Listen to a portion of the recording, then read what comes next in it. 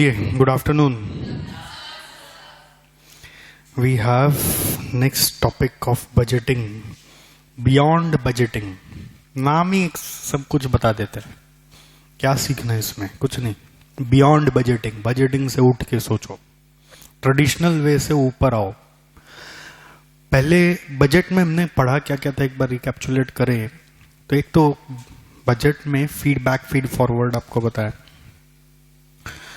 दूसरा आपको मैंने बताया था इम्पोज्ड स्टाइल बजट होता है, पार्टिसिपेटिव बजट होता है। पार्टिसिपेटिव बजट को बोलते हैं bottom up, bottom up. Impose को बोलते हैं टॉप डाउन। अब जनरल सिस्टम यही रहा है कि बजट चाहे नीचे से बने या फिर ऊपर से बने, नीचे वाला भी बनाएगा तो ऊपर से पास कराना होगा, फिर वापस नीचे जाएगा। अगर उल्टा में भी आ जाता है, पार्टिसिपेटिव बजट में भी आ जाते हैं, तो हमारे टीम मेंबर्स को लेके हमने बजट बनवाया और बजट बनाने के बाद उसको ऊपर अप्रूव कराया जाता है। वो रिजेक्ट कर देंगे तो फिर से बनाना पड़ेगा,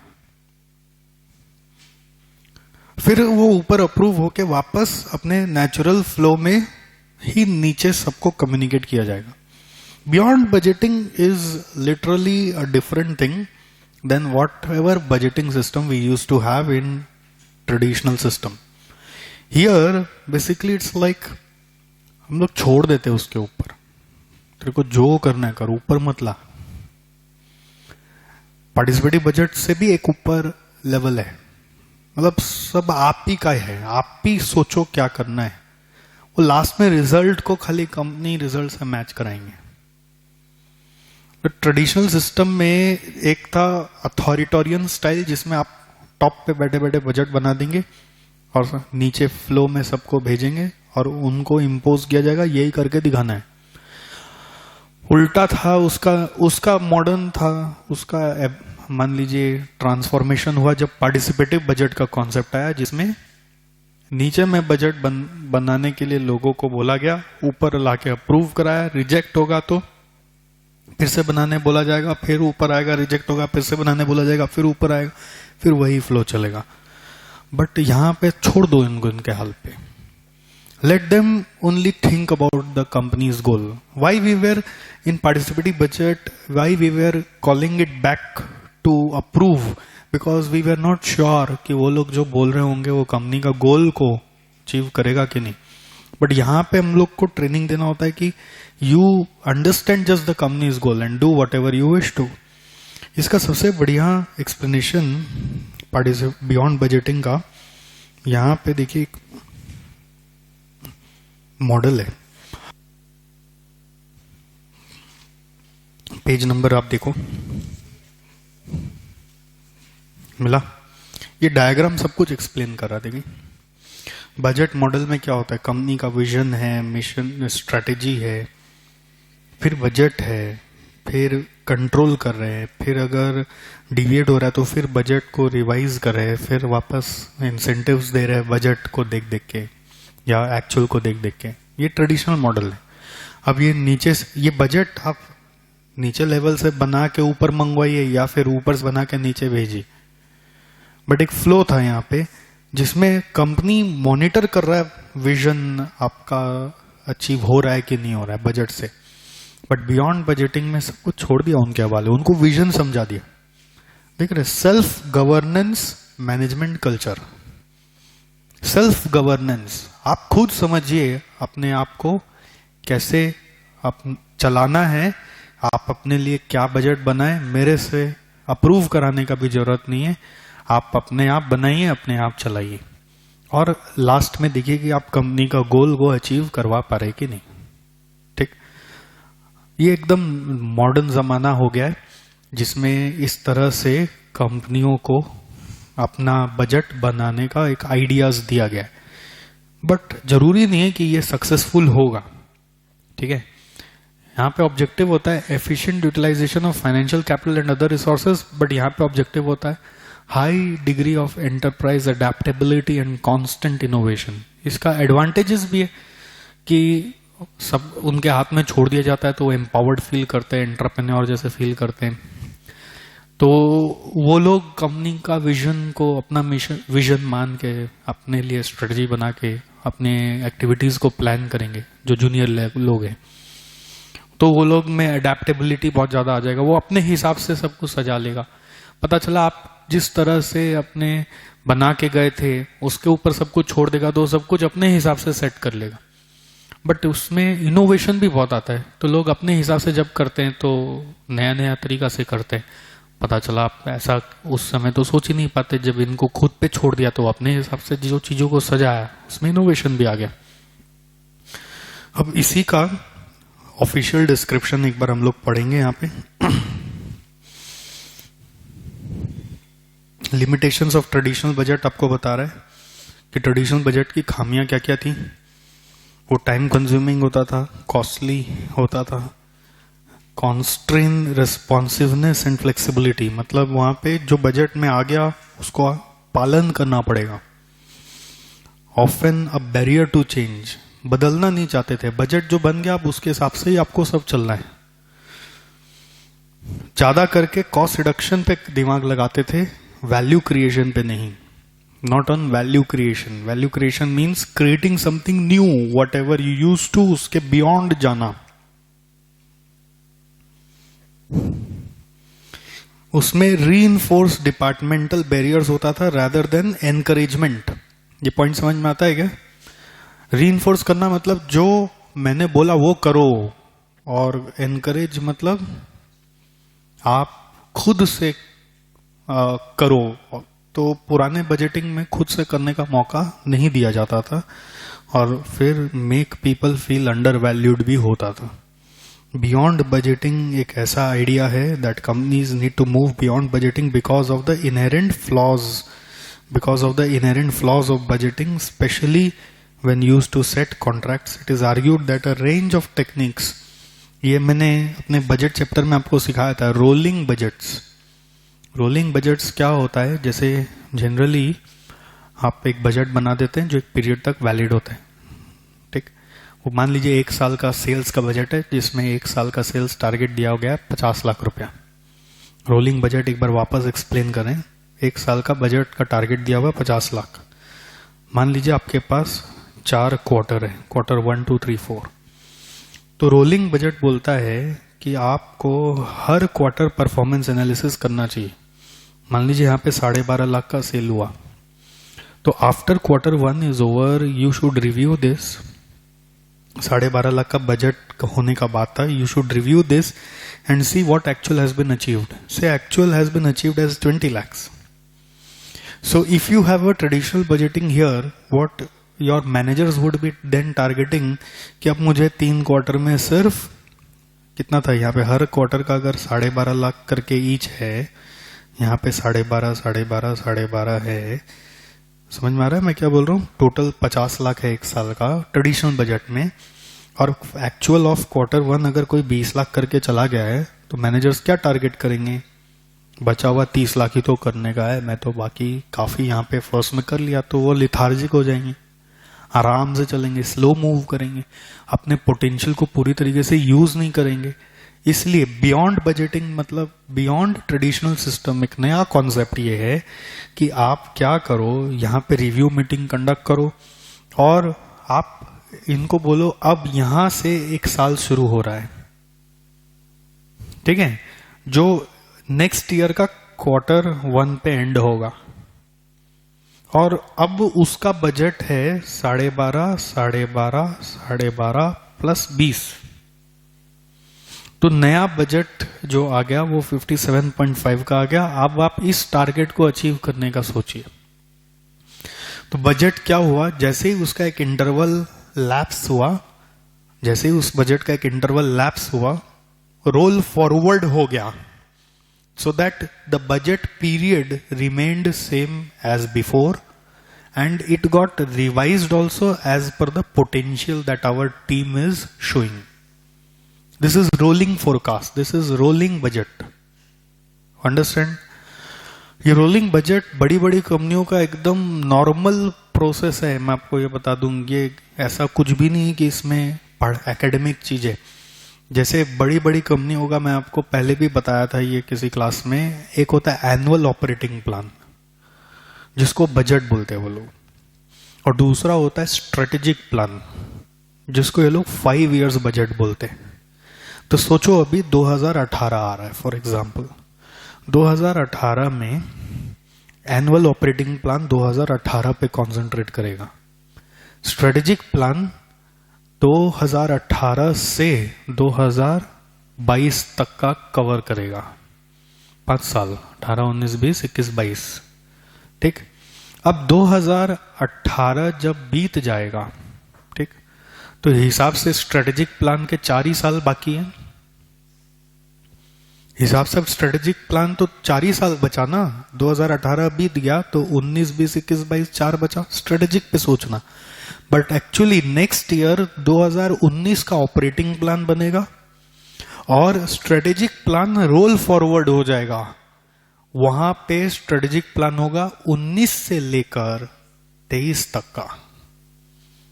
हर साल स्ट्रेटेजिक को रोल ओवर करते हैं और एनुअल ऑपरेटिंग प्लान तो हर साल एनुअल होता है।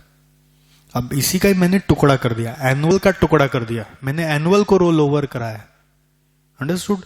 बट जनरली क्या होता है ना, एनुअल ऑपरेटिंग प्लान को रोल ओवर करने से बड़ा ऑर्गेनाइजेशन में टेंशन ज्यादा क्रिएट हो जाता है कि बजट एक तरह का परफॉर्मेंस इंडिकेटर है। आज वो बजट में आप तुरंत एक एक क्वार्टर बाद रोल ओवर करोगे तो बजट को तो कम्युनिकेट भी करना पड़ता है ना चारों तरफ।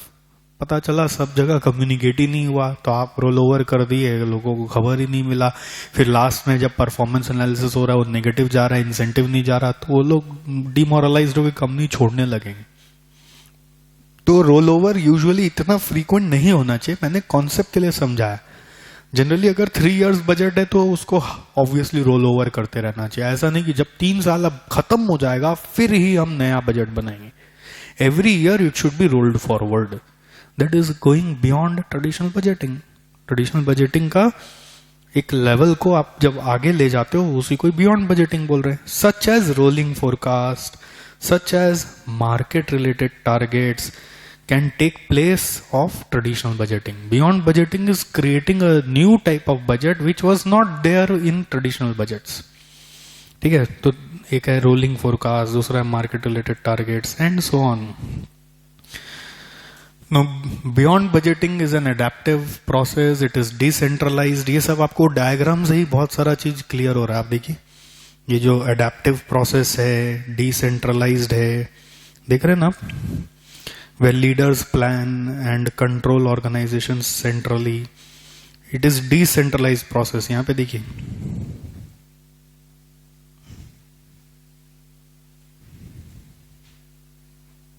डिसेंट्रलाइज्ड है, unlike traditional budgeting. Traditional budgeting में क्या होता है, जो कंपनी के लीडर्स है वही सारा प्लान करेंगे, बाकी एग्जीक्यूशन नीचे पे होता रहेगा। बट बियॉन्ड बजटिंग में आप ही प्लान करो, आप ही समझो, मेरे से क्या पूछते हो। कैरेक्टरिस्टिक्स में वही चीज रिपीट हो रहा है, देखो आप पढ़ सकते हैं कीवर्ड्स।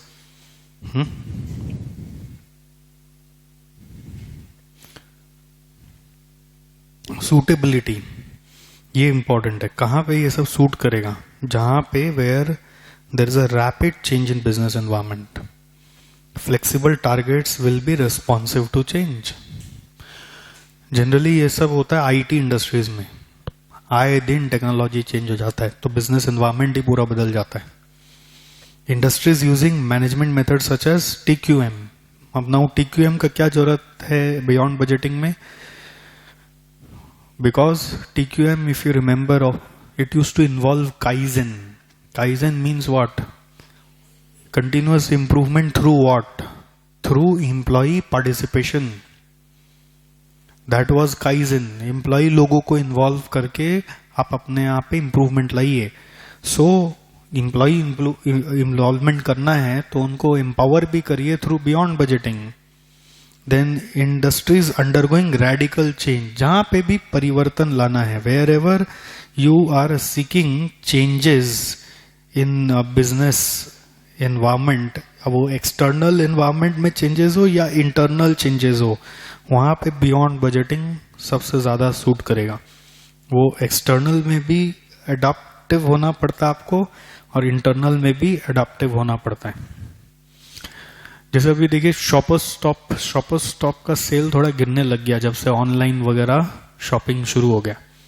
तो उन्होंने क्या किया पता है, सेल्समैन इतने ज्यादा बढ़ा दिए अपने काउंटर पे कि आप अब शॉपर स्टॉप में जाते हैं कि न्यू मार्केट में जाते हैं पता नहीं चलता है।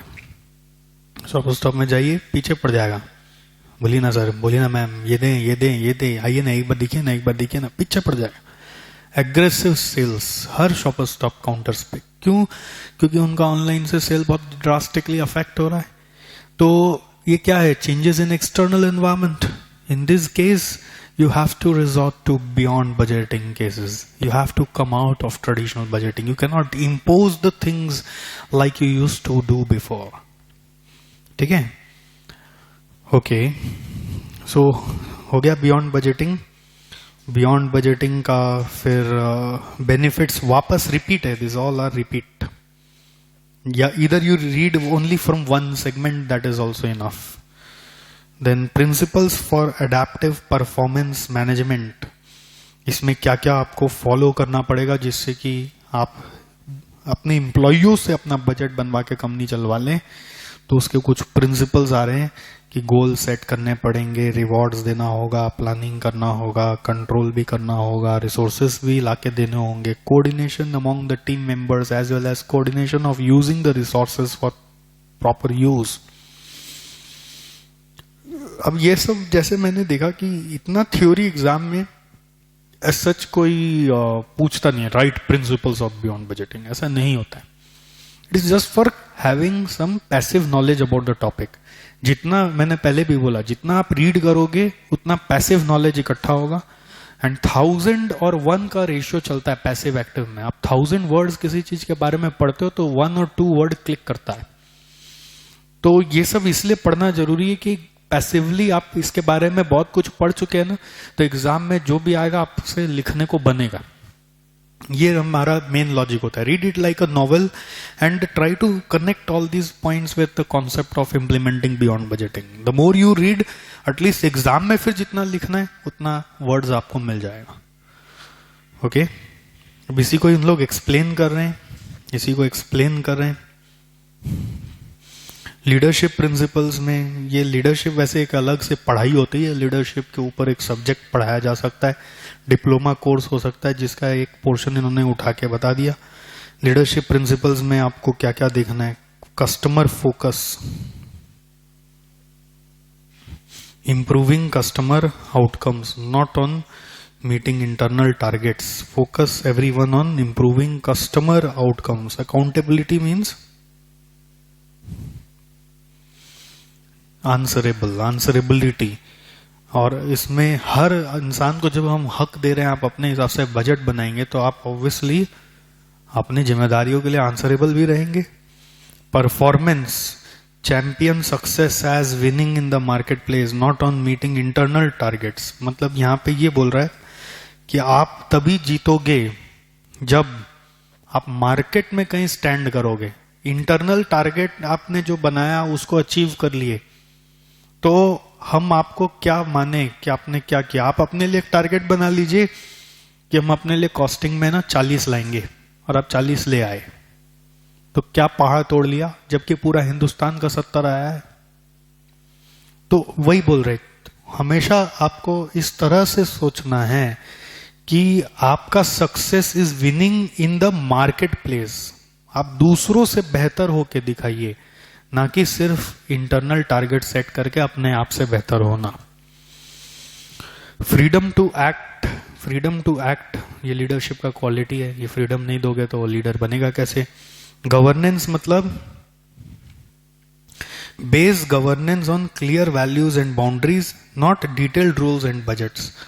सेल्फ गवर्नेंस मैकेनिज्म की बात हो रही है तो उनको बेसिक आउटलाइन क्लियर कर दीजिए कि ये तुम नहीं करना, ठीक, बाकी तुम्हारे हाथ में। जैसे कुछ बच्चे होते हैं ना जो अपने फैमिली से दूर रह के अभी पढ़ाई वढ़ाई करने दूसरे शहर में आ गए, तो वो लोग तो बियॉन्ड बजटिंग सिस्टम में ही चल रहे हैं ना, नहीं लगता है। सेल्फ गवर्नेंस ही है फैमिली ने खाली 2-3 आउटलाइन बता दिया हमारा वैल्यूज क्या, बाकी तुम देखो, तुम बनाओ, तुम समझो, कोई फंस जाओ तो बात करना, लीड करो अपने जिंदगी को, है कि नहीं? सिंपल कॉन्सेप्ट है। जैसे मैं पहली बार जब कलकत्ता छोड़ के बेंगलोर पढ़ने और रहने गया था, तो मेरे पापा ने लास्ट में जाते जाते 3 बात कही, देख बाकी तेरे को कुछ समझाने का नहीं, 3 बात याद रखना। बोले क्या, बताइए? बोले 1, धर्म भ्रष्ट नहीं करना। बोले जैसे वो कैसे भ्रष्ट होगा? बोले नॉन वेज नहीं खाएगा, किसी भी कीमत पे अंडा मांस मछली ये सब कुछ भी नहीं खाएगा, ठीक। दूसरा, हाउ प्रिडिक्टेबल, कोई लड़की के चक्कर में मत पड़ना। और तीसरा, दारू मत पीना, अल्कोहल मत पीना, बस। और बाकी अब जो तुमको सही लगे तुम वो करो। बाकी तुम लोग पढ़े लिखे ज्यादा हो, बाकी पढ़े लिखे तुम लोग ज्यादा हो, तुम लोग अपना ख्याल खुद रखो, कोई जरूरत होगी तो बस एक बार फोन करना। हम लोग भी वैसे तुम जाके सेटल हो जाओगे तो एक बार आएंगे। तो मेरे साथ तो ये हुआ कि मैं जब बेंगलोर गया वहां सेटल हुआ, जब घर वाले प्रोग्राम बना रहे थे कि अब चलते उसको सरप्राइज देते, उसके पहले ही मैं पैकअप करके वापस आ गया। अचानक 3 महीने बाद मैं फोन किया, मम्मी मैं वापस आ रहा हूँ। ठीक, आ जाना। सारा पैक करके जितना बोरिया बिस्तर बनाया था सब ले गया। तो सबका होता है ना एक नेचर। यही बता रहे थे कि हुआ क्या, ये सब यही बियॉन्ड बजटिंग का प्रिंसिपल्स है। इंफॉर्मेशन जनरली आप देखना, जब घर में साथ में रहते थे ना, तो बहुत सारी बातें अपने लीडर लोगों से या अपने गवर्निंग बॉडी से, मैनेजमेंट बॉडी से कर नहीं पाते थे। बट जैसे ही घर से दूर होता है ना, तो सारी स्टोरीज बताई जाती है। तो promote open and shared information, बहुत सारी दिल की बातें खुल के की जाए, वरना बेचारा अकेला रहेगा कैसे? ठीक है। Don't restrict it to those who need to know. ऐसा नहीं करना चाहिए कि जिसको जरूरत है उसको ही बताओ, सबको सब चीज सब पता रहना चाहिए। खुले मिजाज से रहो जिससे कि आपको एक्सपीरियंसेस मिले। इम्प्लीमेंटेशन के लिए क्या है कि आपके कुछ स्टेप्स हैं जो सीरियल नंबर वाइज यहाँ पे ड्रॉ किए हुए। Define the case for change and provide an outline of the vision. Be prepare to convince the board. जब घर से बाहर निकलोगे तो कन्विंस नहीं करना पड़ेगा कि जाना है मुझे कुछ करियर बनाने के लिए। Get started. Design and implementation of new process. Train and educate people. Rethink the role of finance. 7th, change behavior, new process, not management orders. Evaluate the benefits, consolidate the gains. Consolidate the gains मतलब जैसे क्या होता है ना, beyond budgeting में हर team member को अपना हक दे दिया जाता है, जाओ जो करना है करो। अब वो लोग जो करके लाए उसको इकट्ठा नहीं करोगे तो आपकी कंपनी का विजन कैसे अकम्प्लिश होगा? हो क्या रहा है यहाँ पे बियॉन्ड बजटिंग में? हो क्या रहा है, कंपनी के विजन का टुकड़ा टुकड़ा किया जा रहा है, का टुकड़ा सौंप दिया जा रहा है। का टुकड़ा सौंप, सौंप कैसे लिखे? सूप हो जाएगा वो, SAU, सौंप दिया जाएगा, सौंप दिया जाएगा। सौंप, सौंप, UNE, सौंप।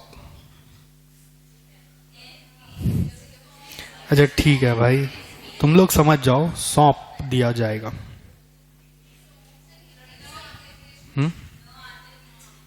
आता होगा उतना, हिंदी तो नहीं आता ना। अब हिंदी में क्या क्या आता है, उतना हिंदी आता तो बात क्या था। हम लोगों का प्रॉब्लम क्या, ना हमें हिंदी आता है, ना इंग्लिश आता है, ना बांग्ला आता है, एक भाषा भी ढंग से नहीं आती। मारवाड़ी में भी आप बीच में इंग्लिश बोल देंगे, बीच में अचानक हिंदी हो जाएगा। कोई भाषा नहीं आता अपने को, सब मिला जुला के काम चला रहे हैं। ओके ठीक है। देखिए सबसे मस्त है, आई थिंक इससे बढ़िया एक्सप्लेनेशन इस बुक का कुछ भी नहीं हो सकता था to help you understand what is beyond budgeting about.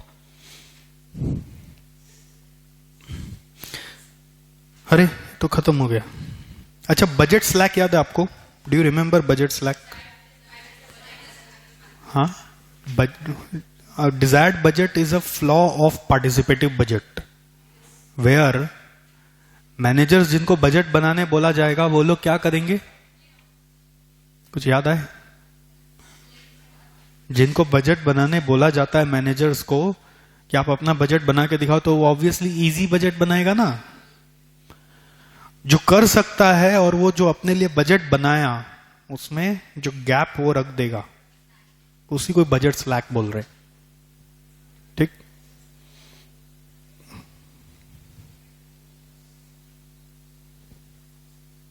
हो गया?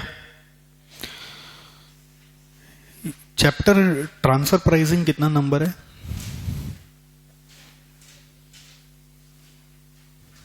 11, 9। ट्रांसफर प्राइसिंग में है तो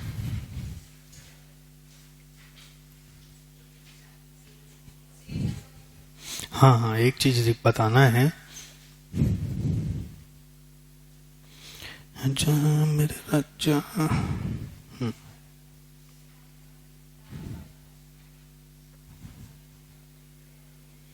पेज ये रहा 9.26 है।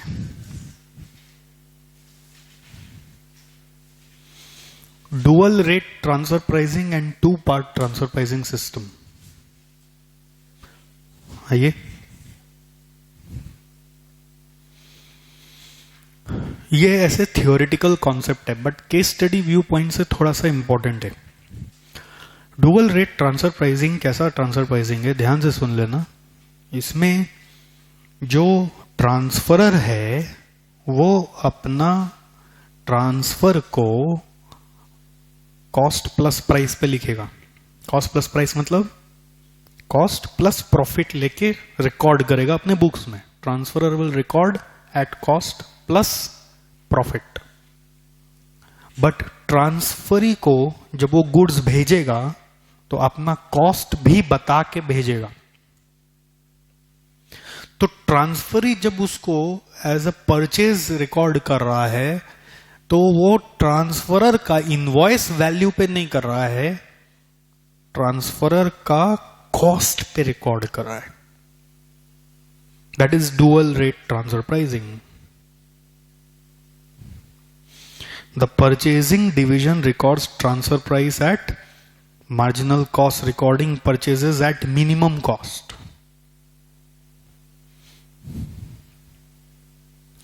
मैंने एक सिचुएशन भी समझाया था ऐसा क्यों करते हैं। अब समझिए, जो प्रोडक्ट है उसको एक नए मार्केट में लॉन्च करना चाहते हैं। ट्रांसफरर ने बना के इसको भेज दिया। ट्रांसफरी को डर था कि ऐसा प्राइस ना बोल दूं नए मार्केट में जाके जिससे कंपनी को नुकसान हो जाए। तो transferee required more information about the true cost of the goods which he recorded in his books, so that he can fix sell price of his goods in such a way that company doesn't incur any loss. Maybe that this division will not earn that much profit, or maybe that division ने जो अपने लिए profit record किया है वो actually earn नहीं भी होगा। इसको क्लास में भी बताया गया था, एक बार फिर से एक्सप्लेन कर देते हैं। इसे डिवीजन ए है और डिवीजन बी है। इसने एक चीज बनाई जिसका कॉस्ट है 50 रुपया, बट ये ट्रांसफर उसको कर रहा है 70 रुपये, तो प्रॉफिट आ गया 20। बी को एक्चुअली जब ये मिलेगा तो he should record it at 70, but in dual transfer pricing is recording this input as 50 rupees. He needs the proper disclosure. Then he had his own cost, which is say 30 rupees. So total cost came as 80. So to capture some market, if he needs to fix price at 85, he can do so because he know कि ऐसे करने से company का जो profit है वो 5 रुपया आएगा ही आएगा, कंपनी को लॉस नहीं होगा। करेक्ट? गोल कॉन्ग्रुएंसी के लिए कर रहे सब, ये सोच रहा है कंपनी का फायदा। जो भी डिवीजन कंपनी का फायदा सोच के कुछ करता है तो वो गोल कॉन्ग्रुएंसी है। ठीक है? अब अगर यही 70 पे रिकॉर्ड किया होता तो 100 उसको मिनिमम प्राइस दिखता, वो 85 में मार्केट कैप्चर कर ही नहीं पाता। तो यही डुअल पार्ट ट्रांसफर प्राइसिंग है, डुअल पार्ट या डुअल रेट ट्रांसफर प्राइसिंग है। ठीक है, इसमें एक फ्लॉ है। जैसे कंपनी का प्रॉफिट 5 है, जो डिवीजन बी का प्रॉफिट है, B's profit is equal to company's profit, but in general in transfer pricing how we say company's profit has arrived, company's profit is suppose to be A plus B का profit. तो क्या company के पास 25 रुपया profit आया? नहीं आया। समझ में आ रहा है? तो you have to adjust this 20 rupees. मतलब कंपनी में क्या होता होगा, कॉन्सोलिडेशन, इसका बुक्स ले लो, इसका बुक्स ले लो, मिला दो, और वो सॉफ्टवेयर कर रहा है या फिर कोई जूनियर स्टाफ कर रहा है, तो जूनियर स्टाफ तो मिला देगा 20 + 5 25, तो कंपनी की प्रॉफिट दिख रही 25, वो तो रॉन्ग है, जबकि ऐसा हो ही नहीं सकता, क्योंकि कंपनी का profit is equal to B's profit. तो you can not write company's profit is 25। If you are writing 25, you have to adjust this 20 again. ये यहां पे लिखा हुआ है drawback, it can complicate the records, there may be result in errors in company's overall records. Profits shown by the divisions are artificial and need to be used only for internal evaluation. है ना? Class में भी हुआ है, revision करा रहे थे, क्योंकि इसी का एक जुड़वा भाई है, डुअल रेट का एक नाम और दिया हुआ है 2 पार्ट। अब ये नहीं पढ़े तो आप दोनों में मिक्सअप कराएंगे। डुअल रेट का एक भाई है 2 part transfer pricing system, 2 part. अब ये 2 पार्ट का कॉन्सेप्ट क्या है, इसमें ट्रांसफरर को बोला जाता है, आप जो ट्रांसफर प्राइस कोट कर रहे हैं उसका 2 पार्ट में कोटेशन देंगे। कैसा 2 पार्ट? जैसे ट्रांसफरर के यहां पे जो टोटल कॉस्ट है उसका फिक्स कॉस्ट भी होता है, वेरिएबल कॉस्ट भी होता है, प्लस प्रॉफिट भी चाहिए। तो यहां पे बोला जाएगा आप फिक्स कॉस्ट में अपना प्रॉफिट जोड़ के एक रिकवर करो, और दूसरा फिर बता दो वेरिएबल कॉस्ट आपको क्या चाहिए। समझ में आ रहा है सिनेरियो? ट्रांसफरर को क्या बोलेंगे हम लोग? ट्रांसफर ही, हम खरीदने वाले ट्रांसफरर से उसको क्या बोलेंगे? ऐसे नहीं कि 70 रुपया बोल दिया। ब्रेकअप में बोलिए, एक फिक्स्ड वाला अमाउंट बोल दीजिए, लमसम आपको 10 लाख रुपया चाहिए, तब हम लोग का रिलेशन शुरू। फिर वेरिएबल भी बता दीजिए कि हर यूनिट का 15 रुपया चाहिए, दोनों बताइए। तो मुझे अगर 100 यूनिट मंगाना है तो मैं आपको 10 लाख एक बार पूरा ग्रॉस दे दूंगा, और फिर जितना यूनिट मंगाना होगा उसके हिसाब से 15 रुपए करके देता रहूंगा। 1 यूनिट मंगा तो 15 रुपए दूंगा, 1000 यूनिट मंगाऊंगा तो 15,000 दूंगा, 1 लाख यूनिट मंगाऊंगा तो 15 लाख दूंगा, कुछ नहीं मंगाऊंगा तो सिर्फ 10 लाख दे दूंगा, फिक्स्ड अमाउंट दे दूंगा। यूनिट वाइज फिर मुझे जैसा जरूरत पड़ेगा मैं वेरिएबल कॉस्ट आपको पे करता रहूंगा। बहुत यूनिक है, कंफ्यूजन एरिया है, इसलिए एक बार बता दिया। देखिए यहां पे marginal cost of production plus a lump sum charge which is fix cost of transferor.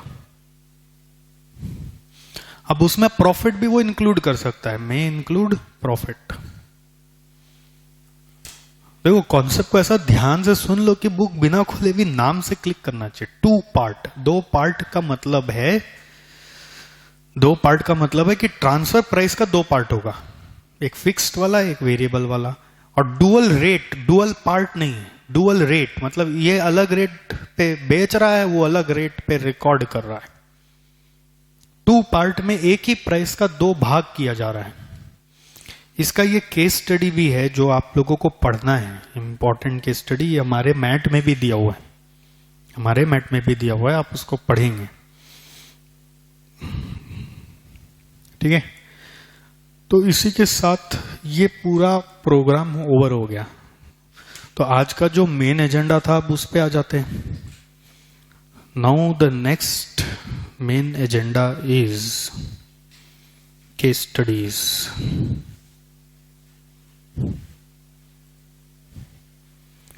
Case study शुरू होगा अब।